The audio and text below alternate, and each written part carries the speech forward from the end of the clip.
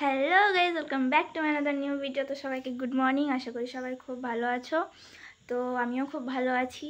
তো এটা আমার সামার ভ্যাকেশনের পরের হলিডে যখন ওভার হয়ে যায় তখনের ভিডিও। যেদিন স্কুলে যাই আমি, তো ভাবলাম মিনি ব্লগ স্টার্ট করি। মিনি ব্লগ তো আমি দিই না কখনো, বাট স্টার্ট করলাম দেওয়া। তো স্কুলে যাব, রেডি হলাম।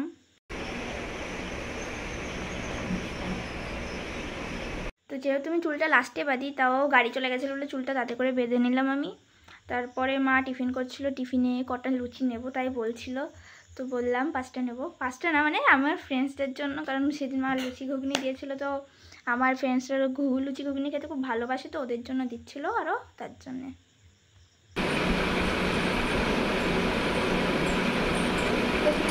একটু এক চুটকিতে চুলটা বেঁধে নিলাম। তো তারপরে চুলে একটু সিরাম লাগালাম, কারণ গাড়িতে যাব তো চুলগুলো পুরো এলোমেলো হয়ে যায়। সিরামটা লাগে তাও একটু সেট থাকবে। তো তারপরে সিরামটা একটুখানি লাগিয়ে নিলাম চুলে, একটু ঢং মারলাম। তারপরে সানস্ক্রিনটা লাগিয়ে নিলাম, তাও রোদ নেই যেহেতু বাইরে, তাও লাগিয়ে নিয়েছিলাম।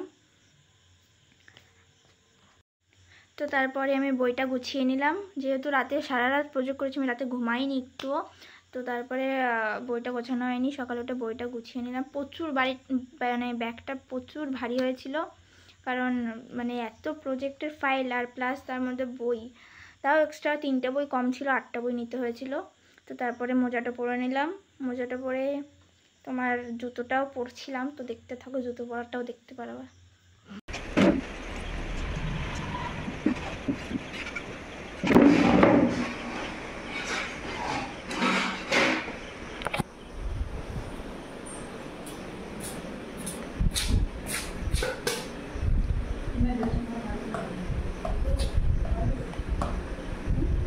তো তারপরে গাড়ি এসে যাচ্ছিলো, গাড়ি আসার পরে তো ভাইকে বললাম টিফিনটা নিয়েও, আমার টিফিন না নিয়ে চলে যাচ্ছিলো। তো তারা টিফিনটা নিল, হাঁটলাম আর একটু ঢং মারলাম। ঢং মেরে হিয়া না কাও ঘুম মারছিল, আমাকে ডেকে হয়ে ওঠ। তারপর গাড়ি আসলো, আঙ্কেল উঠালো ভাইকে, উঠিয়ে টুটিয়ে টাটা বাই বাই।